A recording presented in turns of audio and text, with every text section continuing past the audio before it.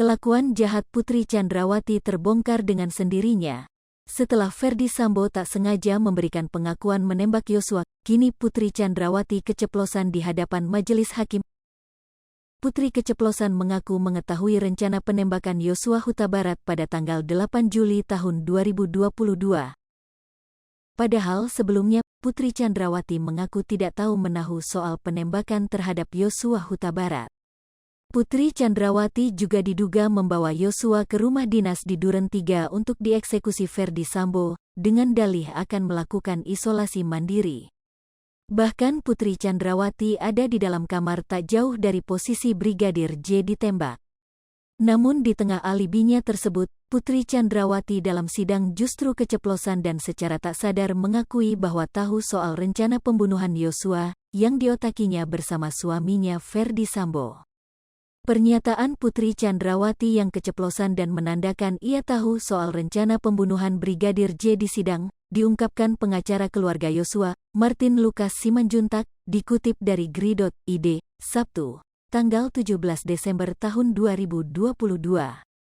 Pada sidang itu, Putri Chandrawati yang hadir sebagai saksi untuk Baradae, Kuat Maruf dan Ricky Rizal, menjawab jujur pada pertanyaan hakim itu.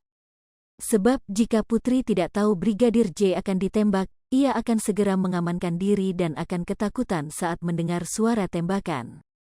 Biasanya, kata Martin, orang akan segera mengamankan diri untuk menghindari menjadi korban setelah terdengar suara tembakan. Namun Putri tidak melakukan semua itu karena pasti sudah tahu ada penembakan atas Brigadir J dan situasi dirinya dipastikan aman. Menurutnya, hal yang dilakukan Putri Chandrawati menandakan ia sangat tahu situasi aman, sehingga tak berusaha mencari usaha pertolongan.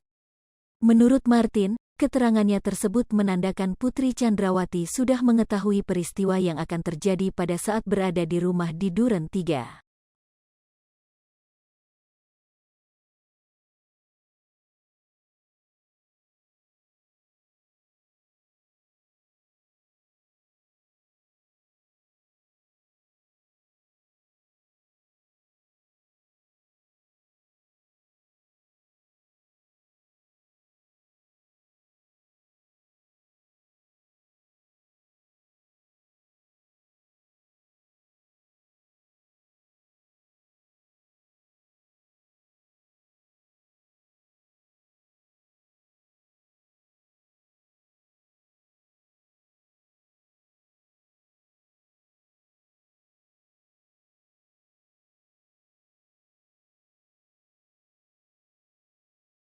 Hai pemirsa Sri Popo TV, jangan lupa komen, like, dan subscribe, serta tonton